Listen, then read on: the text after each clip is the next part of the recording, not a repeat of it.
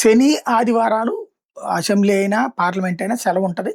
మనకి assembly already అయిపోయింది. సాంతం complete అయిపోయింది. కాబట్టి ఇంక దానికి సెలవుల గురించి అవసరం లేదు. పార్లమెంట్ అయితే సెలవుంది. రేపు సోమవారం నుండి సమావేశాలు మళ్ళీ జరగబోతున్నాయి. 9, 10, 11 3 రోజుల పాటు భారతీయ జనతా పార్టీ ఎంపీలందరినీ కూడా ఖచ్చితంగా అటెండ్ అవ్వమని చెప్పేసి విప్ జారీ చేసింది. దాంతో మళ్ళీ చర్చలు. కామన్ సివిల్ కోడా లేకపోతే ఇంకోటా అన్నటువంటిది. అది ఏది తేలలేదు. ఏది చెప్పదు. ఆ బీజేపీ తను తీసుకొచ్చేదాకా ఇప్పుడు ఆర్టికల్ 370 బిల్లు లోక్‌సభలో పెట్టేదాకా ఎవరికైనా తెలిసిందా?